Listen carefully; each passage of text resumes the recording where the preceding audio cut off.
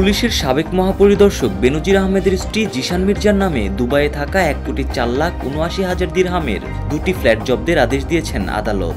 একই সঙ্গে ১,৬২,০০০ দিরহাম সহ দুটি ব্যাংক হিসাবও অবরুদ্ধ করা হয়েছে।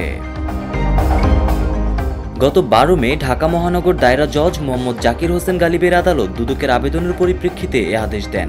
আদালতে আবেদনটি করেন দুদকের উপপরিচালক জয়নাল আবেদিন। আবেদনে বলা হয়েছে, অভিযুক্ত ব্যক্তি তার জ্ঞাত উৎসের বাইরে অর্জিত এই অর্থ অবৈধভাবে পাচার করেছেন, যা দুর্নীতি দমন কমিশন আইন ২০০৪-এর ধারা ২৭-১-এর অধীনে ফৌজদারি অপরাধ। দুবাই থেকে এ অর্থ ফিরিয়ে আনার জন্য অভিযুক্ত জিশান মির্জার স্থাবর সম্পত্তি জব্দ এবং অস্থাবর সম্পত্তি অবরুদ্ধ করা প্রয়োজন।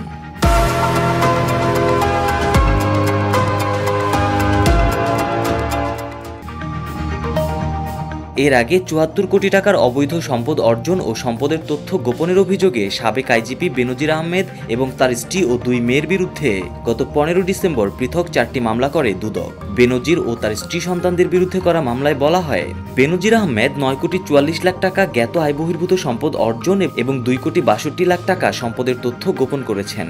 তার স্ত্রী জিশান মির্জা ৩১,৬৯,০০,০০০ টাকার জ্ঞাত আয় বহির্ভূত সম্পদ অর্জন এবং ১৬,০০,০০,০০০ টাকার তথ্য গোপন করেছেন। তাদের বড় মেয়ে ফারহিন রিশতা বিনতে বেনজির ৮,৭৫,০০,০০০ টাকার এবং মেজ মেয়ে তাহসিন রাইসা বিনতে বেনজির ৫,৫৯,০০,০০০ টাকার অবৈধ সম্পদ অর্জন করেছেন। বেনজির আহমেদ ২০২০ সালের ১৫ এপ্রিল থেকে ২০২২ সালের ৩০ সেপ্টেম্বর পর্যন্ত আইজিপি ছিলেন। এর আগে তিনি ঢাকা মহানগর পুলিশের কমিশনার ও র্যাবের মহাপরিচালক হিসেবেও দায়িত্ব পালন করেন।